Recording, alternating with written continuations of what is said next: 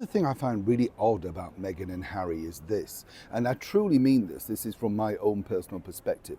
They talk about compassion and looking out for people and are you okay? And it's not, don't be frightened, of course, to check if somebody isn't okay. You know that phrase everybody says today, word salad, and you listen to them and you think, what on earth are you twittering on about? What does it truly mean? But of course, it's all about them, it's publicity, and that's exactly what they want to do. But it's interesting, isn't it, when you think about it, because, there you have these people that are telling you, look out for people if they're upset or sad. What about the trail of destruction that both Harry and Meghan have left behind? Of course, none bigger than our late and wonderful monarch, Queen Elizabeth II.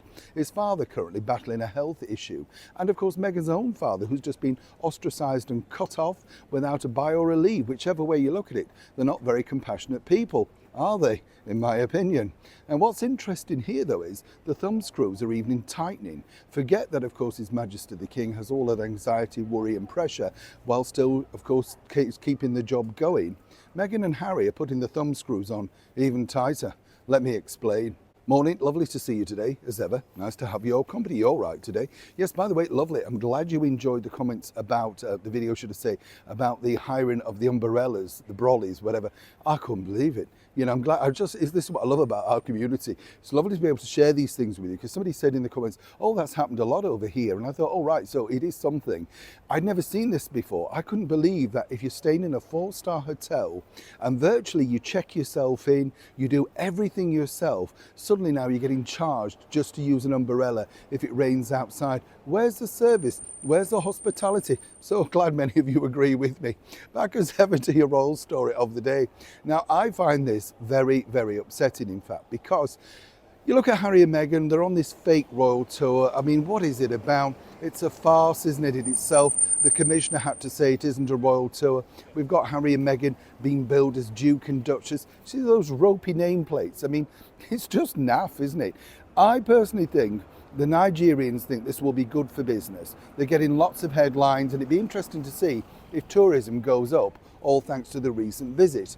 But what's interesting, really, the background to this story is truly this. See, the way that they're being painted in the mainstream media, particularly by all mainstream media, is how glittering a success it is. And once the deal with People magazine comes out, they will then be able to say, look, we are popular. Now, what's interesting here is that I've been told from an excellent source that Harry and Meghan will go back to present this to His Majesty the King and His Royal Highness, the Prince of Wales, Prince William, to say, look what you're missing. This is what we can do. Isn't it time, given the depletedness of the services of senior members of the British monarchy, we had a rethink about whether we should be half in and half out? I kid you not. This is their plan. And also, when you think, you can understand this because it gets them the double side of what they want. She gets the international fame, power, while making jams and trying to come up with a cooking show. And it gives him something to do because Lordy has nothing else to do, has he? Other than follow her around like some kind of lapdog. And what I find fascinating about this is their strategic plan. This is what they pay thousands of pounds every week for to their PR and marketing team. Now, I've been told it doesn't matter how popular or exactly what they do, the British public will not stand for a return. Perhaps they may have a lukewarm level of respect still for the former royal known as Prince Harry, but in no uncertain terms would they wish to see Meghan Markle back as any kind of working royal, part-time, minuscule time, whatever. It's over. But this is their plan. And I've been told that the best of highlights reel, whatever you want to call it, will be winging its way very soon down to Buckingham Palace and, of course, for His Majesty the King to peruse over to see whether he sees exactly what they're seeing, which is worldwide popularity and an asset to the British monarchy. Now, what do you think? And do you think this will work?